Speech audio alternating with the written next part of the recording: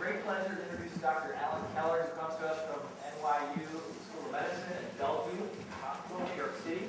He is currently an associate professor of medicine and the Society Master for the Nation Society for Bioethics and Human Rights. Dr. Keller also is the founder and director still of the NYU School of Medicine, Bellevue Center for Health and Human Rights, the founder and director of Bellevue Program for Survivors of Torture since 1995. Since then, the program has provided continuous care to more than 2,000 refugees and asylum seekers. And I emphasize continuous care as opposed to just single-time consultations or evaluations. Last year alone, I think they did over 700 of those, 700 patients from more than 70 different countries. Dr. Keller also is on the Advisory Council of Physicians for Human Rights. He's recognized internationally as an expert in documentation, evaluation, and treatment of torture victims. He's written and spoken about a number of issues related to health and human rights, including medical and social consequences of landmines in Cambodia, refugee health, access to health care for prisoners, political asylum, and caring for victims of torture. He's received several awards for his work, including the Barbara Chester Award from the Hopi Foundation, that's given out annually at the American Public Health Association for his work with victims of torture, and the Arthur C. Health and Human Rights Award from the American Immigration Lawyers Association. In addition, he served on the American College of Physicians Ethics and Human Rights Committee with our own Dr. Daniel Solmesa. So I'm very happy to have Dr. Keller back. He gave a grand rounds a couple of years ago, and it's always a pleasure to have him here. I learn tons every time he comes. So Alan. Good to be back among friends and colleagues. I will just acknowledge, though, I just briefly saw him last night. I ran into Dr. Hellman. And Dr. Hellman and I met at a pivotal point in my life. After my second year of medical school, I actually stopped med school. And I was working as a journalist at the Associated Press and then doing freelance work, which meant I was waiting and bartending to pay for my rent. And I wrote an article about the ethics of randomized clinical trials. And at the time, Dr. Hellman was a physician-in-chief at Sloan Kettering. And Dr. Hellman was one of the few individuals in mainstream medicine, or almost anywhere, who was making thoughtful, cogent arguments, at least questioning, are randomized trials the only way to go? Is this everything we think? Something that sort of, flew in the face of well, clearly went against what most or others were saying, and has served as an important reminder to me about, the importance of even individual voices. And sometimes in my work with concerning torture, I've felt like an isolated voice. I do hope and believe the moral reasons and the scientific ones also ultimately do lead to the same conclusion of no, that we shouldn't be doing this. But to me, it's a wonderful reunion to have seen you. After that, John, when he was introducing me, had asked, he said, Alan, is it okay if in addition to your comment, the other things I mentioned about you, that I mentioned that you almost dropped out of medical school to become a doctor, to become a journalist, and he didn't, but I'll say that. After that stint working as a freelance journalist and all that stuff, I couldn't decide what I wanted to do with my life. I honestly was torn. I couldn't decide if I wanted to be a physician or a writer. So the logical thing to do seemed to be to leave the country. And I went and worked for a year in a refugee camp on the Thai-Cambodian border, and I really went there almost on a lark, dare I say. And that experience just really opened my eyes to the interrelationship between health and human rights. Working in this refugee camp on the Thai-Cambodian border was the first time I was talking with individuals who'd suffered profoundly traumatic events, including torture, and has informed much of my work. And after that year, did decide that yes, I wanted to come back and be a physician, and could frankly get down and kiss the ground that I did. I love what I do, and I know that many of you, though our professions, healing professions, have their challenges. I'm so thankful. But it's an interesting, circuitous road that brings us here. And also just wonderful to see Jan, who we had the privilege of serving on the ACP committee. I think it's okay if I give a general thing. A typical thing would happen would be I would make some comment about some social inequity or concern. Diane Meyer, Diane was on with us. Diane would then take that comment and really put a little righteous indignation to it, like, for those of you who know Diane, like only Diane can. And then Dan would articulate in the most clear, cogent way, well, this is, I think, the issue, and this is how we should address this. That was kind of the boom, the boom, and then Dan bringing it back into rationality. So, and I know he's doing the same here for all of you. So, today what I want to talk about with you and discuss is this question, torture and the United States of America, why accountability matters. And I must say, I'm not a Yiddish term, verklempt. I become emotional when I torture and the United States. And I just want you for a moment just to take that in. Because we don't often, those two terms, it's very uncomfortable and unnerving to hear them together. But I think it's important. This is what we are talking about. Our country, I believe, has torture. It's not to say that this actually didn't happen. It could have been torture and accountability of the United States of America in the war on terror. So I'm not focusing on this, on what arguably from the beginning of our country has been a mixed history of slips, lapses in our human rights, or even with regards to torture. We're all familiar, likely, with allegations and clear documentation of U.S. policies, for example, in Central America. But as I've said to some, at least there we had, I don't know, the thought or the decency or whatever to at least try and be covert about what we were doing. Whereas here, we could not have been more overt, more out there. So it's not to look at our country through rose-colored glasses, but that, as I'll be talking about, I believe there is something profoundly different about this history, a period of time in our country's history, and with that also profoundly different about what we need to do. But I believe this question of accountability ultimately speaks to the core of who we are as a nation, for reasons I'll talk about, who we are as healing professionals, because as has been the case in other central historical moments, health professionals were not only involved, but in many ways leading the pack. And why I think it's important, in addition to for moral reasons and for practical, well, not that moral reasons can't be practical, but for moral and reasons that have very real implications. Okay.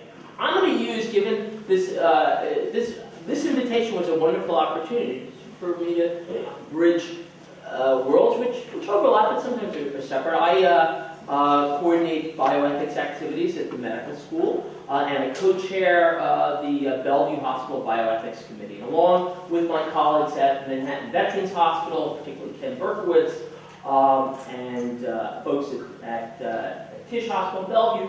We basically, this is the algorithm that we use when we are called to do a bioethics consultation. These are kind of the things we're thinking of, and I imagine that there's variations of this in how consults are done here, in terms of, okay, what's the question, the critical step, which we often step over, what are the relevant facts, what are the relevant ethical principles, what are your options, and then what's your justification? And this is the steps we try to go through when we, at Bellevue Hospital, fairly busy consult service. We get anywhere from, I'd say 2 to 4 consultations a month. So roughly one a week. Many of them on withdrawal and withholding issues, care, but also broader policy issues, and clearly there are also issues that bridge between bioethical concerns and are really issues of mediation. I've often jokingly said that I believe our ethics committee could be called the communications committee, or even the miscommunications committee, or MIST. And so many ethical dilemmas are from that. And actually, I believe that's relevant because essential to communications is language. And in this whole debate, as we'll talk about with regards to torture, language was also central. Language was also something that the meaning of language was something that fell the wayside. So first of all, what's the question? My co-chair at the Bioethics Committee, Asher Elajim, who is a psychiatrist, you know, it's just as when you call a surgery consult, he always reminds me, you want to say, when somebody will call and say, I've got a blah, blah, blah, and then all, as we know, with the cases that come to us are very complex. There's a lot there, and you want to just right away step back and say, what's the question? So what's the question I'm posing here? So there are variations of doing this. Does accountability for torture matter? If so, why does it matter? And what also do we mean by accountability? So what's the question in that case? You know, such as, okay, what are the moral implications of justification for withdrawing, withholding care? So, first of all, accountability. Let's just even, what do we mean by this term? Well, clearly in the word accountability is the word accounting. So a documentation of what happened, what didn't happen, an acknowledgement perhaps, an apology if in fact something has happened that you think was wrong. We know from the medical literature quite well that when apologies in a clinical setting for mistakes made are done correctly, it actually has an important outcome. So we believe results in enhanced well-being for the patient, decreased risk of lawsuits, and there are very real implications in this. Hopefully also a way of preventing future things from happening. Clearly consequences in terms of, one, prevention, but also for those who were accountable, is there potentially punishment, which can be either loss of title and stature, imprisonment, or so the whole legal prosecutorial setting. So accountability means a lot of different things. Now, I don't know if I'd say the patient. Who are we talking about? We're talking about the. So first, and I'm going to actually build this around. I'll present to you one country and then a few other individuals to put a human face. So the United States, a 234-year-old patient, looking remarkably fit, a little thin around the waist, but nonetheless in relatively good shape. An incredibly diverse country, one that is regularly referred to as still the world's most powerful country, and one indicator of that by virtue of our large economy. And a country really of core values. And I actually have found myself, given how many times I hear the Constitution invoked, that these individuals, you know, don't deserve the protections of the Constitution. I periodically go back and I read it, and I encourage all of you to go back and read the Constitution. And to use a clinical term, I really don't think that this is a wuss document. I don't think that this is a vulnerable thing of, oh my God, if we gave the protections of the Constitution to whoever. I think it's best when I read it, unless I'm missing something, that you know, the sky would still be up there and the sun would rise, might even shine. So a country of values. So a few other individuals. This is a fellow named Samtin, who is a young artist from Tibet, who was a patient that I cared for, who was one of the leading artists in Tibet. He actually participated in drawing what he told me is the largest tanka, the painting of the life of the Buddha in the world. It's now in one of the leading museums in China. He also wrote poetry critical of the Chinese government, and as a result of that, he was arrested. He was repeatedly beaten. They wanted to know, you know, who was working with you and sharing ideas and planning demonstrations. And I just want to say, I want to acknowledge that this is there's some very intense things that I'm talking about. So I just want to again acknowledge that. So he described to me when I first saw him how at one point during his interrogation his Chinese captor said to him, clearly you're not doing anything useful with your hands. And with that, his hands were thrust into a coal-burning oven, which he suffered horrific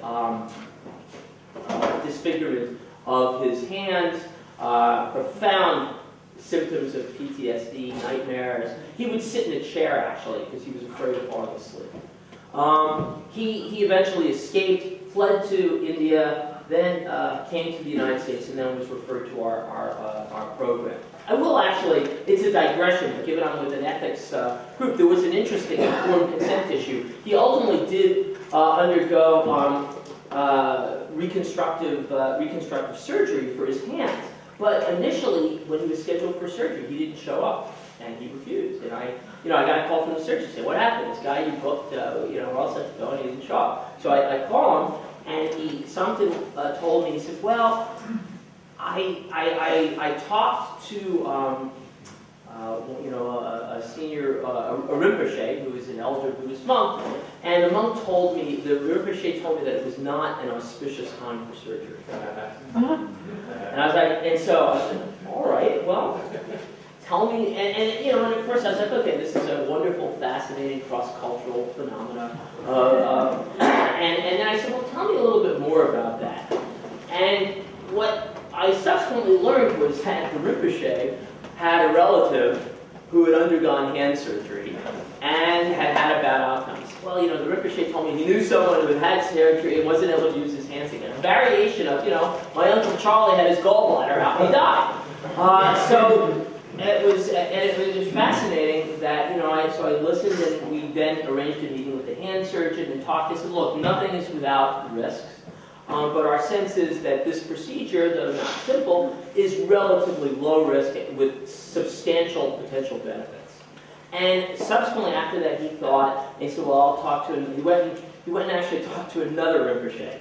And so the regression to the mean in terms of second opinions. And lo and behold, this second Rinpoche did in fact say that this was an auspicious time for the surgery.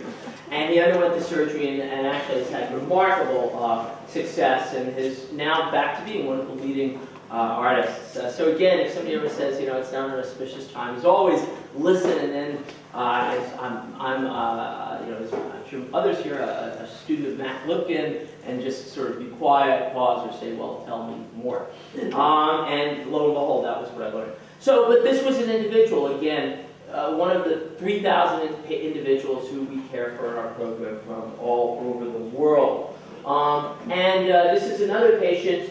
This is actually one of our clinical director, and this is another patient, a gentleman named Suleiman. Both of these individuals are in the public domain, gave me permission, so HIPAA is being respected.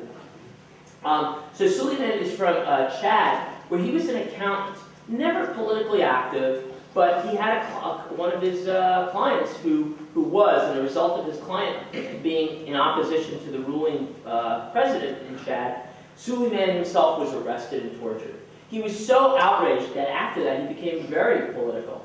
And he went and he interviewed several hundred torture survivors, individuals alleging torture, and collected their stories. And this actually became important evidence. And at one point then, the Chad authorities, again, arrested him, brutally tortured and beat him. And fortunately, colleagues at Human Rights Watch were able to get Suleiman and his papers out of the country. And that information actually was the essential component in legal action that was started in I believe, the World Court and in the International, the African Human Rights Commission against the former dictator of Chad. Who was, I believe, is no longer in prison right now, but that there's still a case pending against him.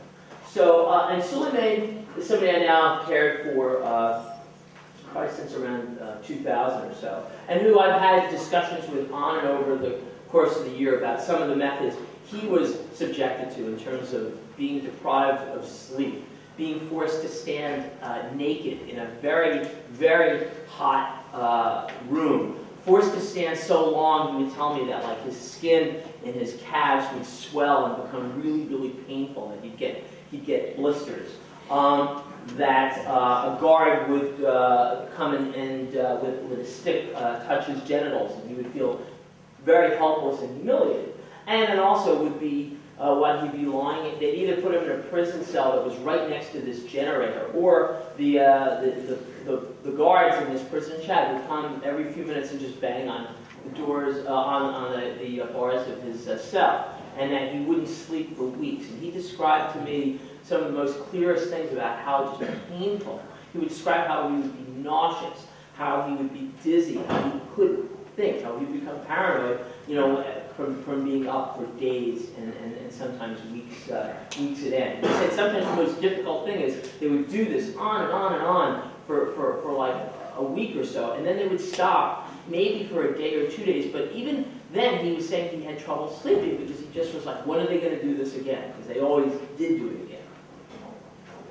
Then the other individual I want to share with you, this is the back of his head. This is a gentleman who is from an Eastern European country who, because of the poor economic situation in his country, he left to work in Afghanistan. He entered the country without documentation, was working as a laborer, making some living. When September 11th happened, then there was the U.S. assault on Afghanistan, and during that time, he and many others fled across the border.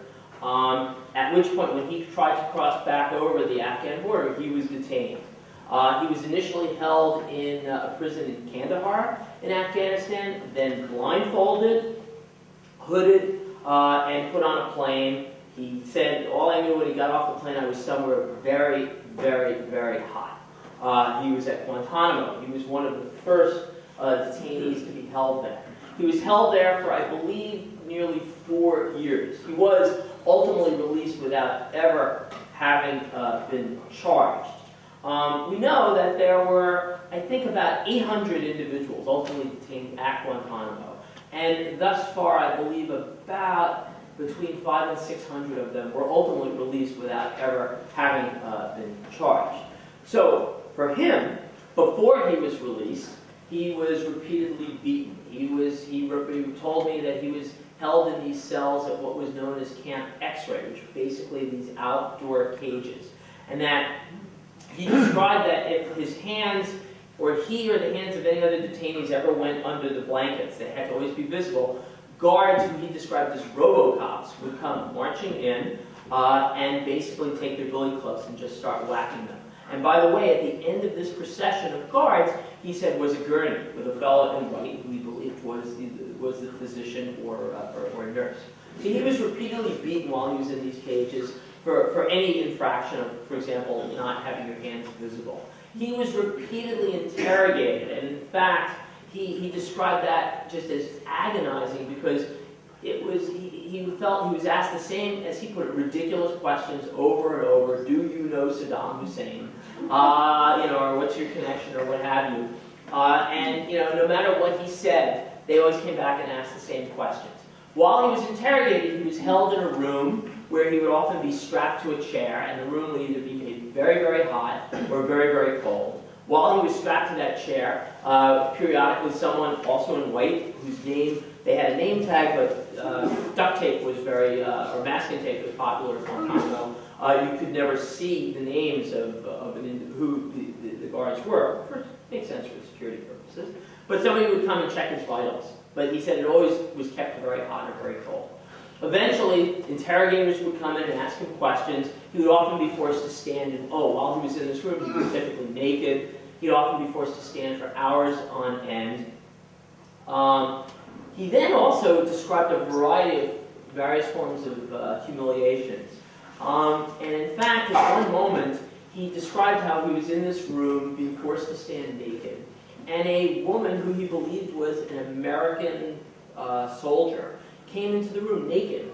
And she touched herself in her genital region, and then touched his face and smeared on him what he believed was menstrual blood. And I will tell you, actually, that the sound that you just made, this is somebody who I interviewed in, this was in an Eastern, the interview took place in Istanbul, Turkey. And this was somebody who told me all these things about how he'd been beaten, how, he'd been forced to stand. All these horrible things that we, would think of, okay, this is clearly, torture there. Somebody is, repeatedly kicked while they're on the ground and say, tell us what you know. That sounds like torture. But the moment he actually became undone was the moment, what he told you with this, that was the moment where his head just shrunk, and his whole body shrunk into himself. And he was clearly reliving this while he was telling. That moment and the moment where he talked to me about when they threatened his family, that in fact he had a brother who had leukemia, and that he says he was repeatedly told that they would arrest his brother and make sure his brother didn't get any treatment and he died. So those were the moments when he became undone, not what I would have thought of, or maybe you would too, as quote classic torture. He also describes how during one interrogation, or after several interrogations, he asked to speak to a psychologist. It was known that there were mental health professionals at Guantanamo. And he spoke to someone and he shared with them concerns about, not missing his family and all of that. And he said, like a dime, after that meeting with the psychologist, or whoever introduced himself as a psychologist, the line of questioning in his interrogation just beelined in right on that. And that they did their best to exploit or work on that Achilles heel. Ultimately, he was released after approximately 4 years. He was forced to sign a confession saying he had been a terrorist sympathizer and he would not do this again. He never had access to an attorney. He never was formally charged.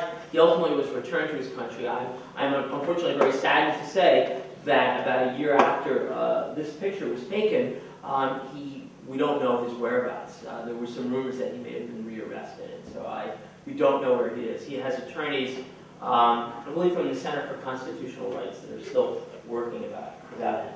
So the Tibetan, the United States, this gentleman, as we kind of go through this clinical moral analysis, are the ones. So clarify the relevant facts. So these were the facts of the cases. And in fact, a question, another important relevant fact, arguably I think in so many of our lives, is this one, the fact that on September 11th, 2001, a day that the sky was as blue and as clear as any in my memory. I was actually, it is, as many have said, one of those moments we all remember, or perhaps many remember where we were.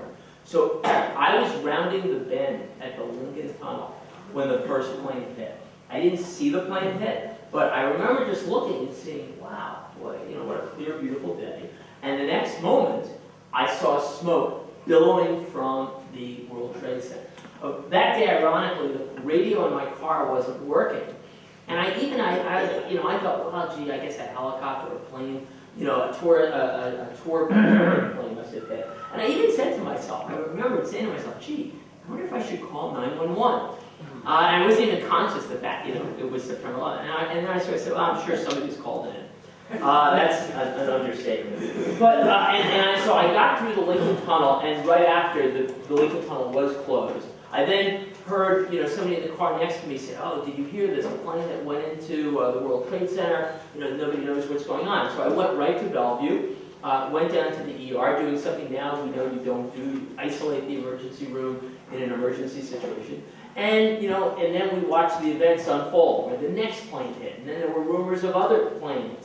And then what we did was basically every patient at Bellevue who could walk, and many who couldn't, were discharged because of the sense that we needed to triage and have the hospital available. And then, though, after we rushed frantically to discharge anyone who could, even those who we shouldn't have, we waited, and we waited, and we waited. The silence was chilling. No one came. I mean, there was, at the time Dan was at St. Vincent's, where there was, much more activity from smoke inhalation and things like that. And there were some who made it to Bellevue. I remember there was one firefighter who was injured, and like 50 docs must have swarmed on him. He probably had 8 IVs in a matter of as many seconds. But you either got out or you died.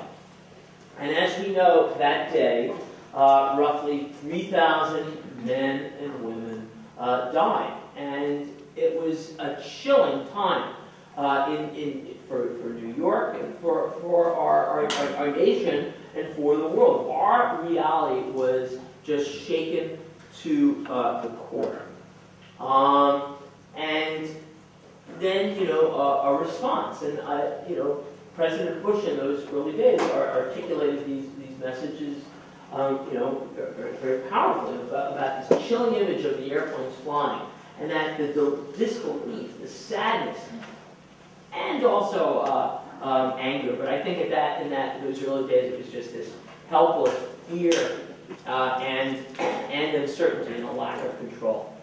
Now, one other thing, though, and as we know, yes, so 3,000 men, women, and perhaps some children, but mostly men and women, died. And one thing I was struck by, how many of you, let me ask you, know someone who died on September 11th? How many of you know someone who knew someone who died on September 11th?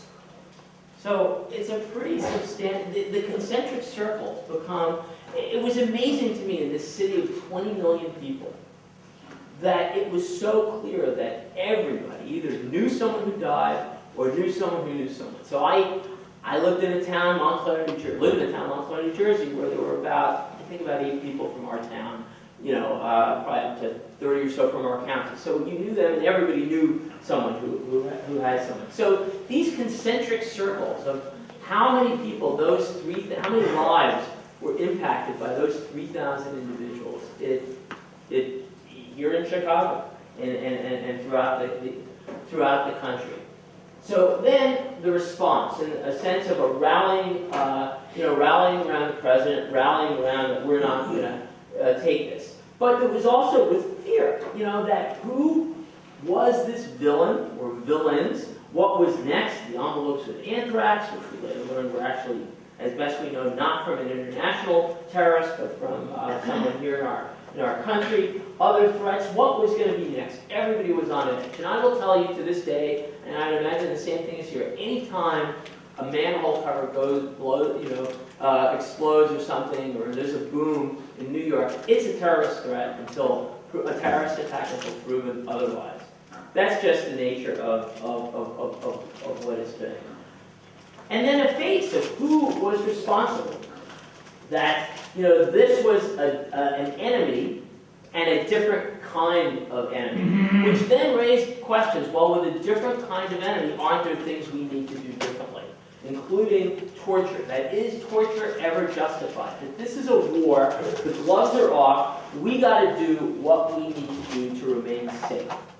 And I actually find myself wondering with the Bush administration that, as we know, there was a rally of support for President Bush.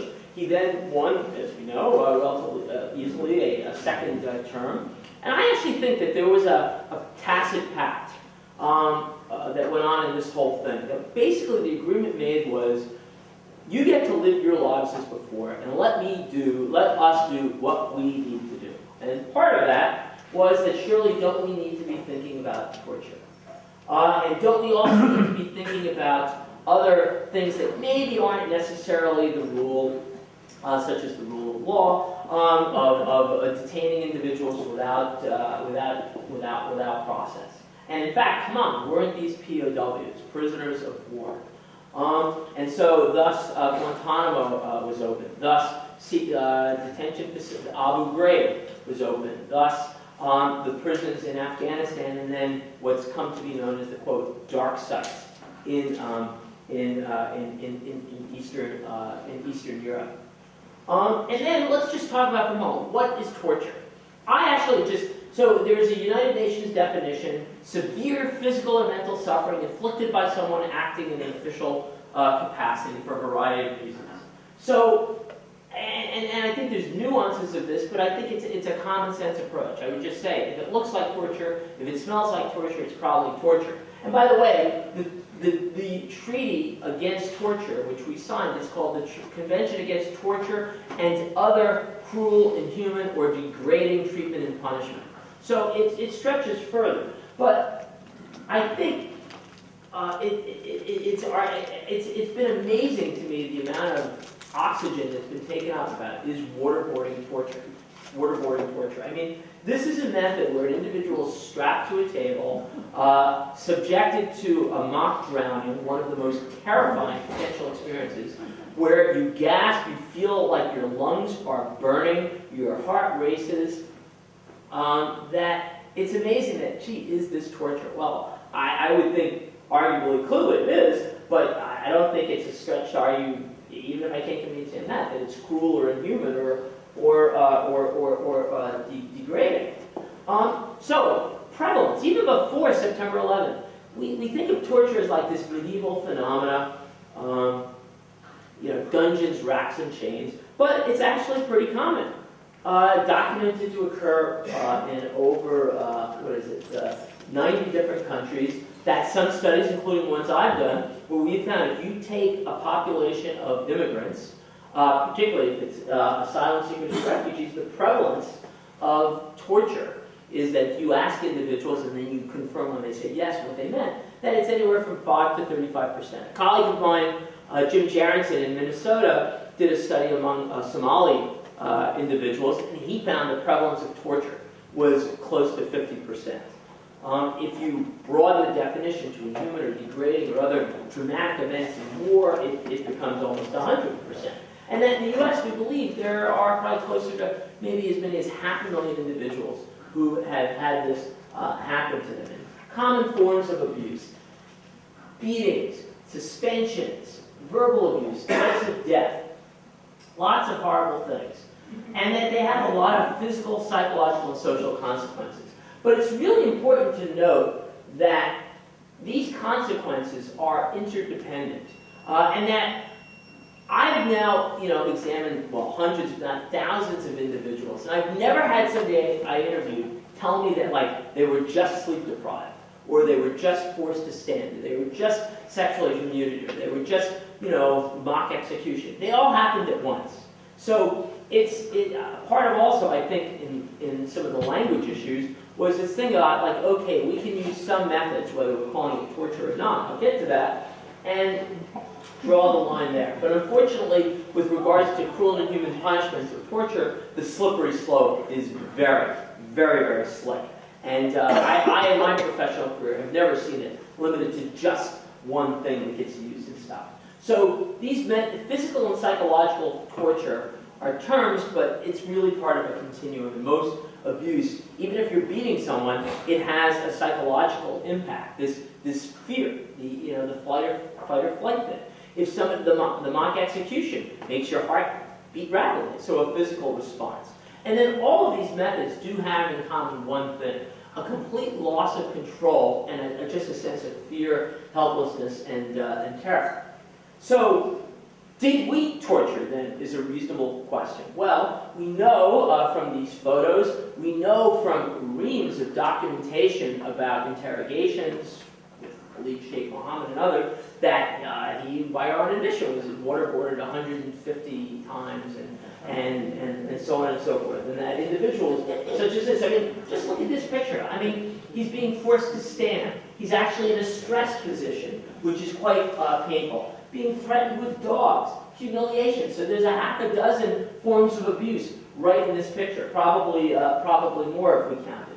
These photographs that we've become all too common. And what I draw you to in this picture is the look on their faces. That, to me, one of the chilling things about this was the normalcy. That, they weren't standing in front of a photo of naked individuals, but it was like they were on a tour in front of, the Great Pyramids or whatever. And that, yes, the guy on the left, I believe, it's been borne out, I believe his name is Grainer, clearly had sociopathic tendencies. Maybe the young lady did as well. But the normalcy of this, and that what we know from the psychological literature, that it's easier for these kinds of things to happen than we'd like to believe. That we know from the Lord of the Flies, Golding's The Lord of the Flies. We know from the Stanford prison experiments. We know from the Milgram experiments. Remember where the guy was said, push the button and shock this individual. That one, left unchecked, these things will happen, and it's easier for it to happen than you'd like to think. So that these individuals looking like the boy and girl next door is part of the issue. That we like to think of torturers as being two-headed monsters, either those who did it on our dime or wherever, but that just simply doesn't jive with the reality. So, what did we do? And I think it is important that we use the term we. Yes, the Bush administration did this, but it was done in the name of our country. We didn't call it, we said it's not torture. It's enhanced interrogation, or harsh interrogation techniques, and that these are prisoners in the war on terror. So we used a war approach, although in this war, the rules of war, the Geneva Conventions, didn't apply. But we use terms like enhanced interrogation. Sounds, sounds like a better laundry detergent, new and improved. Waterboarding, not mock drowning. That sounds like a sport. Extraordinary rendition. I mean, that sounds like a great tort. How do I get extraordinarily rendition? These terms that we use to basically, just as with these guards, to morally disengage ourselves from what happened, what our country did, or what the leaders of our country or those acting on our behalf did on our behalf. And to this day, the New York Times has made a editorial decision that they're not using the term torture. They're using now, I think, harsh tactics. So somewhere in the middle. But I, would argue again that yes, torture is a very loaded term, but so genocide, but that there is a time and a place for these terms, and that you need to be cautious about it, but it doesn't mean you shouldn't use the terms. So we also did a report where we interviewed, I had the opportunity with colleagues to interview about 12 former Abu Ghraib or Guantanamo detainees. Actually, another connection to the University of Chicago, Bob Perlman, who I know couldn't be here today, who edits the Perspectives in Biology and Medicine, published an article I wrote based on interviews and evaluations with 2 former Abu Ghraib detainees, which I believe was the first forensic evaluation documented in the medical literature of former detainees in the war on terror. And we found that they had a lot of physical, psychological consequences. I will tell you that individual that, who you saw the back of his head, I can't think of a better way to say it than this, is he and the other Guantanamo and Abu Ghraib detainees were just some of the most damaged individuals I have ever evaluated in my life. In terms of trauma, in terms of the health consequences.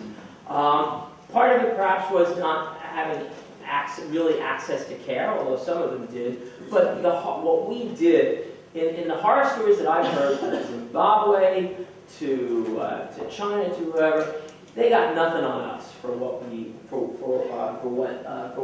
happened.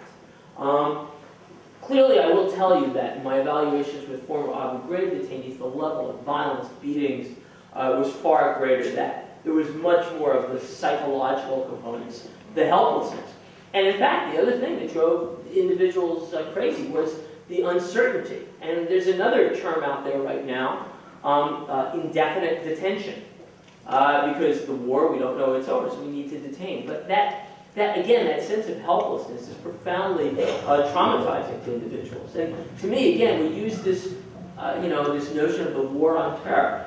My understanding is in the literature that the suicide rate among prisoners of war in other war situations is, though not minimal, is relatively limited. Whereas there's been quite a substantial level of suicides during this, and I think part of that has to do with this sense of helplessness or not kind of being able to contextualize why being detained. And that's actually, I want to just come back to that, because as I mentioned with regards to the 3,000 individuals who've been detained, everybody in New York and even in the country, it's 1 or 2 degrees of separation at best. So how many people were subjected to these things? Were those 12 individuals that this happened to outliers? Now all 12 of the people we evaluated were ultimately released. Was this just because part of the moral disengagement is, well, even if we did these things, we did it to a bunch of really bad apples. Khalid Sheikh Mohammed, the poster child for evil. So this just happened to a few individuals, and yeah, maybe a few along the way. Well, the answer is we're really not quite sure. What do we know? We know that roughly 800 individuals were detained in Guantanamo. We actually, as best we know, believe that over 15,000 individuals were detained at Abu Ghraib. Most times individuals being arrested in these huge sweeps, ultimately in fact, almost all be released without ever having been charged. And one striking thing, by the way, was this past year or two, I've spent a lot of time talking with interrogators from a collegial, not as somebody being questioned. And I'm struck by that. They tell me that, ultimately, morality aside, which is the biggest side, that we didn't get any useful information, any information that we weren't going to use. That a lot of these individuals in the sweats didn't have anything to offer in the first place. And that even in the case, for example, of Khalid Sheikh Mohammed, there's clear documentation that useful information was gotten before, quote, the gloves were taken off. So as they say in science, garbage in, garbage out. But we are talking probably in the war on terror of individuals who've been imprisoned in Afghanistan, Abu Ghraib, Guantanamo, secret prisons. We're talking in the tens of thousands. So do that same exercise about the concentric circles of how the impact, and it's vast. So and I often, before September 11th, I often said, and I still believe, that torture is this thing. It's like, you stick your finger in the water, and then there's this ripple effect of fear, trauma, and terror for the individual and the community and beyond. Well, this ripple effect, I believe, is I don't know if we could say a tidal wave, but its reach is worldwide and quite profound. And then also, as I mentioned, that health professionals were involved in designing these techniques. Two psychologists, and I believe there are many more, named Mitchell and Jessom, had run a program with where individuals in special forces would be subjected to waterboarding and other methods to be able to resist these interrogation techniques in case they were ever released. So they did what came to be known as reverse engineered, where they said, we're going to use these methods which we've been applying to toughen up our guys in case they're gals, in case they're detained. We're going to reverse engineer it for interrogations. Again, reverse engineer. This, again, really improved this language. So what Mitchell and Jessom, in addition to their moral character, really weren't very good scientists or any kind of background, because if they had looked 2 steps back, and maybe they knew this, those methods that they were using, it's well documented. And by the way, the documentation on this, including, for example, late this summer, from the CIA, there was an Inspector General's report of documentation of these methods, and it's quite chilling, but the level of detail that, okay, if you're going to waterboard somebody, you use 30 cc's of water, not 35. If you're going to have someone stand, you have them stand for an hour or 2 hours. If you remember, our former defense secretary said, gee, I'm on my feet for all day. Why are you only having people stand for an hour? Well, again, there's a difference between a gentleman being on his feet and moving around versus standing in one position. Similarly with Mr. Giuliani, in case you don't remember, he was the mayor at September 11th. He reminds us of that periodically.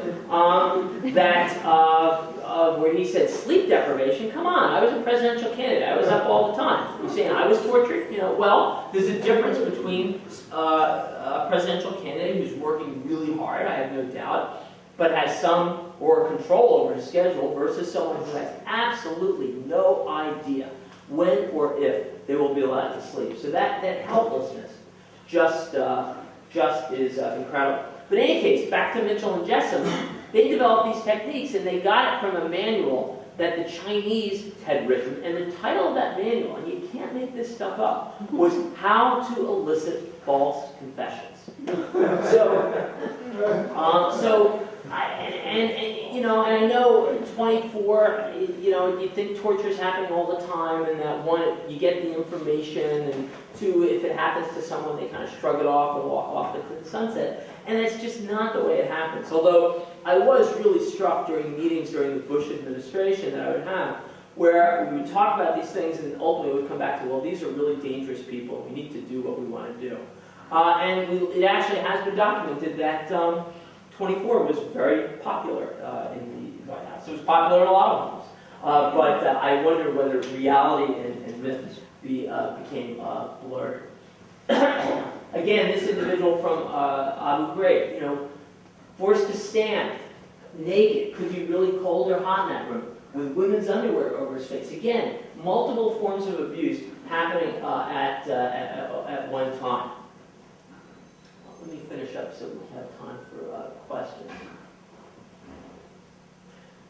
This was a drawing from a former prisoner from Latin America, and of course the gentleman in white is supposed to be a physician who is there to monitor the vital signs to make sure the individual didn't die. So the purpose isn't to kill them. So health professionals, there is clear documentation have been involved in many ways. As I mentioned, creating these methods. In terms of sharing information, it's well documented that medical information at Guantanamo and other detention facilities was shared with interrogators. This guy has a peptic ulcer disease. You can use that. This one has a fear of such and such. Use that. The monitoring, the falsification of medical records, or the simple lack of reporting. So, unfortunately, very real, very serious reports of allegations. Steve Miles, a colleague from University of Minnesota, has written a lot about this. I actually think we'll be hearing a lot more in the coming year or two about violations of medical complicity. So what are the relevant concepts? Well, I think all of the above. Why does accountability matter?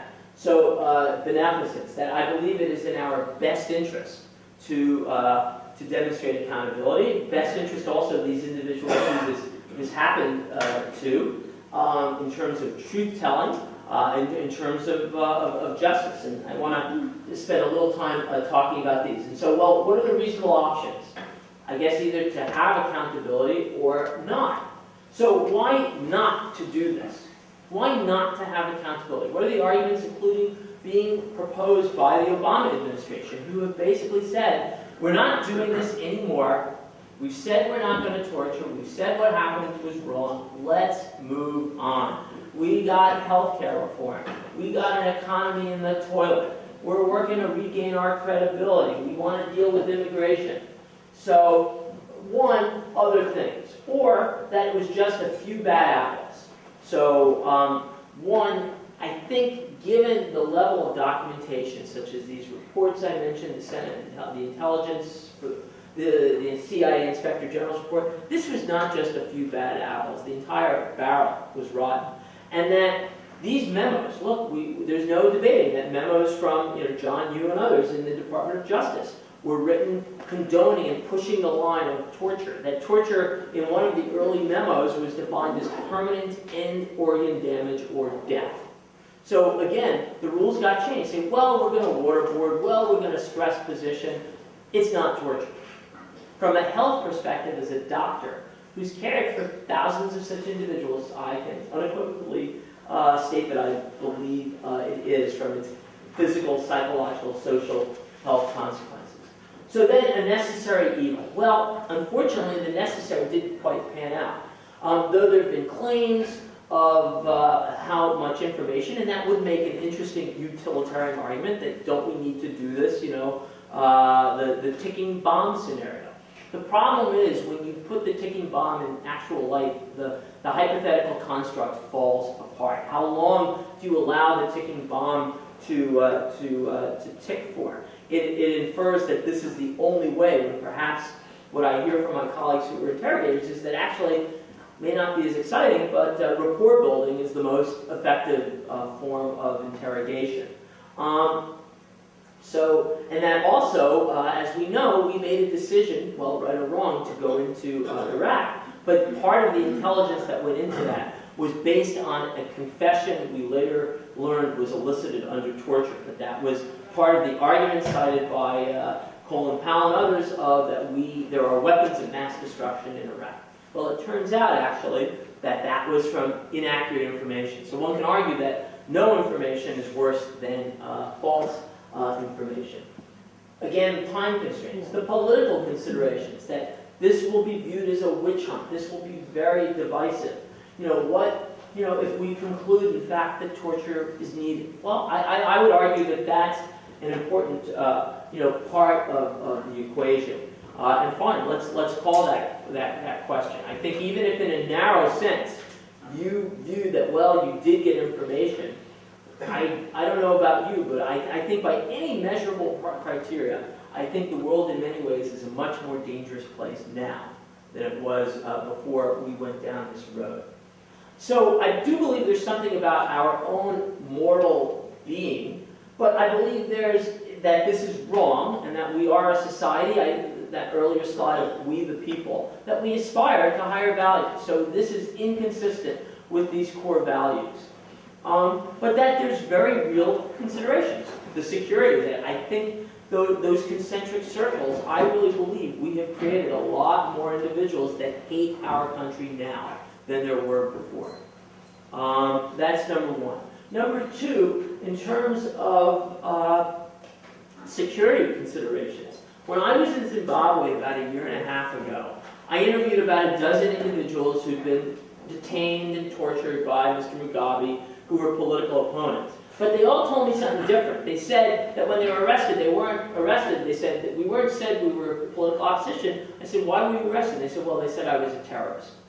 So Mr. Mugabe didn't need our blessings to do this, but he sure took a page from our playbook. And so I believe that power of us speaking out against torture has been woefully undermined.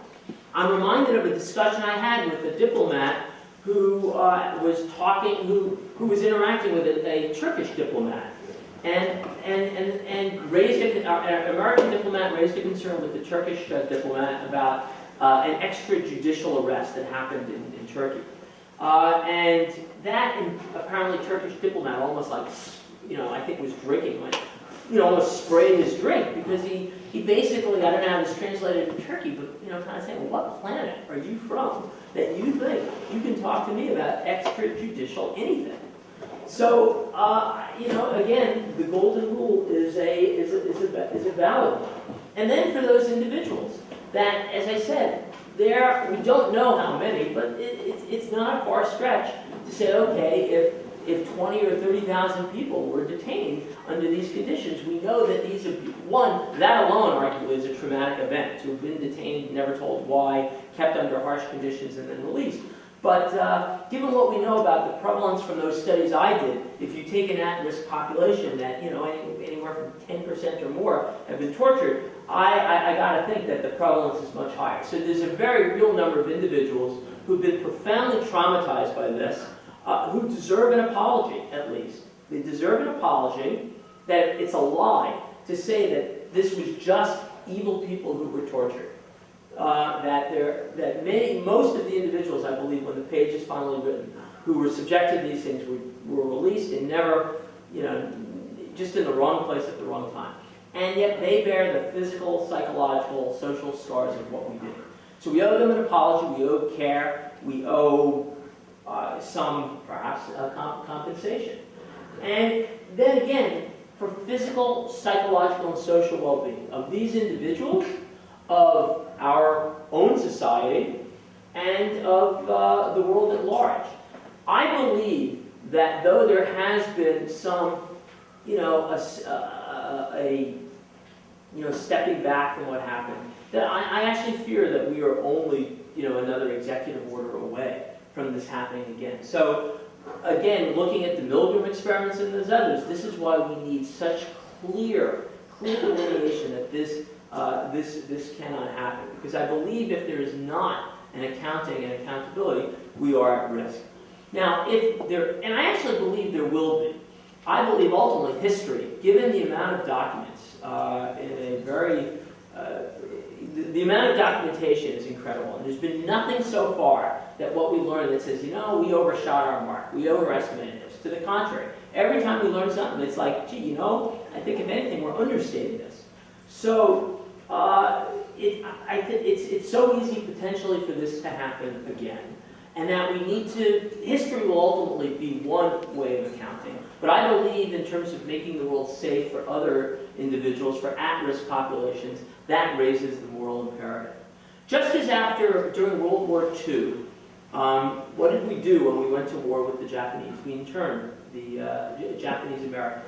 So at the beginning of this conflict, President Bush did say, we're not going to intern, arrest Muslim Americans. But we did not make a note that we would, or we said we don't torture, but we did these other things. I think a shift will happen where ultimately the next time something happens that we say, okay, we're not going to torture either. But I believe in order for that to happen, for that shift, that there needs to be a much greater accounting and accountability.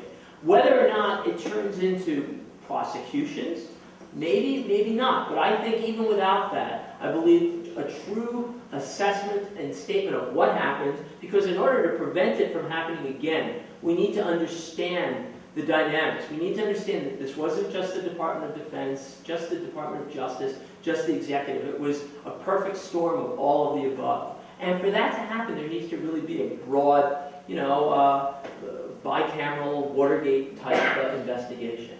So while this chapter of our history clearly reminds me of the darker side of humanity, it also reminds me of hope. In New York, for example, there's legislation right now pending which would say if you are a health professional who participated in torture, you can lose your license. Now, maybe in the question and answer we can get into this a little bit more of why you need such legislation. But I hope on this the medical profession will lead. I believe that in learning about this horrible dark chapter, we are learning more about individuals who did speak up in the military and elsewhere and tried to prevent this. We are also, in this work, I do reminded just of the extraordinary resilience of the human spirit. That the horror is that torture happens, the hope is we can prevent it, the hope is there's a lot we can do to help those who this has happened to. So I thank you for sharing what's a very intense topic and discussion, but I do, in my essence, remain an optimist. I encourage you to be, but I believe part of being an optimist, part of being a good citizen, is for us to account for what happened and make sure it does not happen